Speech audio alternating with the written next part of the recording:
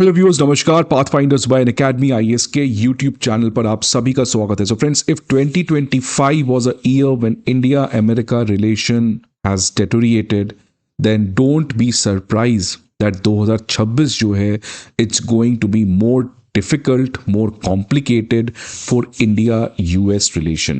Because Trump जो है वो वेनेजुला के मदुरो को कैप्चर करने के बाद he thinks he is God and he can do anything, और इसीलिए 500% टैरिफ का धमकी, क्यूबा जैसे कंट्री के ऊपर वापस से धमकी, मेक्सिको और तमाम तरीके से जियो पॉलिटिकली केओटिक वर्ल्ड की तरफ ट्रंप जो है वो ले जाने का काम कर रहे हैं। विच मीन्स ब्रिक्स समिट जो भारत होस्ट करने जा रहा है, इसके ऊपर वर्ल्ड के ग्लोबल साउथ कंट्रीज़ का एक बहुत बड़ा एक्सपेक्टेशन होगा। फ्रेंड्स, इनफैक्ट जैसे होता है कि हर एक के लाइफ का एक टर्निंग पॉइंट होता है। For example, you clearing this exam, this is also a turning point in your life.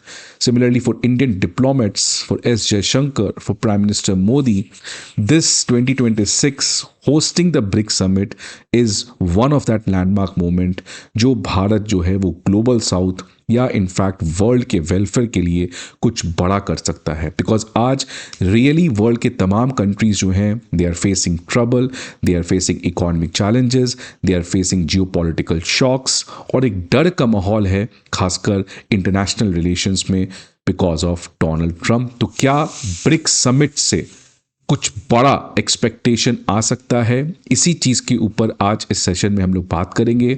और क्यों बात करेंगे? बिकॉज आपको पता है कि इंडिया जो है वो ब्रिक्स के समिट को इस साल होस्ट करने जा रहा है। कुछ दिन पहले ही India has officially taken over the BRICS presidency for 2026, और अब इसमें एक बड़ी डेवलपमेंट आ रही है कि इंडिया ने ब्रिक्स 2026 का लोगो, उसका वेबसाइट, ये सभी चीज़ों को ऑफिशियली रिलीज़ किया है। और EAM, External Affairs Minister Jaishankar, has summarized it that this chairmanship which India is going to have for BRICS, it will be purely dedicated to humanity first. अब ह्यूमैनिटी फर्स्ट मतलब क्या? Humanity के ऊपर danger Donald Trump या America से आ रहा है? क्या एस जयशंकर कहना चाह रहे हैं? And what does this logo denotes? इन तमाम चीज़ों के बारे में आज इस सेशन में हम लोग बात करने का काम करेंगे। तो पहले आप देख सकते हैं फ्रेंड्स, ये रहा लोगो ब्रिक्स इंडिया 2026 का। ये कमल है और लगता है कि बीजेपी ने कमल को ज़्यादा ही सीरियस ले लिया है, बट एनीवेज ब्रिक्स का जो लोगो है इट इज़ अ लोटस, और यहाँ पे लिखा गया है building for resilience, innovation, cooperation and sustainability. The first word used is resilience, which clearly shows कि आज किस तरीके से वर्ल्ड की इकोनॉमी इतनी फ्रेजाइल हो चुकी है that anything can be happening at any point of time. अब फ्रेंड्स, सिग्निफिकेंस क्या है? ये जो पूरा लोगो भारत की तरफ से लॉन्च किया गया है ब्रिक्स का, जिसमें एक लोटस बना हुआ है, इसमें बहुत सारे सिंबॉलिज्म छुपे हुए हैं, बहुत सारा इसमें सिग्निफिकेंस छुपा हुआ है। ये आप इस चीज़ से समझें। ये सबसे पहली बात तो लोटस है, और लोटस आपको पता है it is a perfect blend of traditionality with modernity. ये इंडिया के डीप कल्चरल रूट्स को बताता है, और साथ ही साथ ये बताता है कि लोटस का किस तरीके का एबिलिटी है to rise and thrive despite challenges. कितने चैलेंजेस के बावजूद लोटस जो है वो अपने आप खिल जाता है। तो ये बताया जा रहा है कि आज वर्ल्ड में जिस तरीके से चैलेंजेस चल रहे हैं, just like lotus fight those challenges, bounces it back, similarly the BRICS country has to fight these challenges and bounce it back. इसके अलावा अगर आप देखेंगे बीच में, तो एक तरीके से नमस्ते का आप इमेज देख सकते हैं। तो ये अगेन इंडिया के कल्चरल ट्रेडिशन की तरफ से चल रहा है, और इसीलिए यहाँ पर बीच में एक नमस्ते का एक तरीके का इमेज डाला गया है। ये जो पेटल्स हैं आप देख सकते हैं, हर एक पेटल्स का कलर अलग अलग है। ये बेसिकली उन तमाम ब्रिक्स कंट्री हैं उनका ये कलर है। यहाँ पे देख सकते हैं the petals use the colour of BRICS nation, showing how different voices come together for a shared vision. At the centre of emblem is the नमस्ते जेस्चर, जो बताता है रिस्पेक्ट, डायलॉग एंड कोऑपरेशन। तो फ्रेंड्स, जिस तरीके से G20 summit में भी हमने वासुदेव कुटुंबकम लाया and all those things we have given to the world, similarly यहाँ पे भी कुछ ब्रिक्स में देखने को मिल रहा है, जहाँ पे हमने इस लोटस के थ्रू बहुत बड़ा मैसेज देने का यहाँ पर काम किया है। अगर एस जयशंकर की बात करें तो उन्होंने कहा कि ये जो करंट ग्लोबल इन्वायरमेंट है जो बहुत कॉम्प्लेक्स है, बहुत सारे ऐसे चैलेंजेस हैं जो एक साथ मिलकर कंट्रीज को अफेक्ट कर रहे हैं, जियोपॉलिटिकल अनसर्टेनिटीज है, खासकर ट्रम्प के ऊपर एक तरीके का इनडायरेक्ट अटैक एस जयशंकर ने किया है, कॉम्प्लिकेटेड इकोनॉमिक लैंडस्केप है, टैरिफ वॉर है, क्लाइमेट चैलेंज है, technology challenges like AI and other things, persistent development gaps, inequality across the world. इन सभी चीज़ों से आज वर्ल्ड के सभी कंट्रीज अफेक्टेड हैं and that is why just like a lotus all the countries has to come together, the BRICS country has to come together and fight for the humanity, because ये जो Bharat BRICS का chairmanship लेना जा रहा है, ये Bharat completely dedicate करने वाला है ग्लोबल वेलफेयर को लेकर, जिसको ह्यूमैनिटी फर्स्ट अप्रोच भी कहा गया है।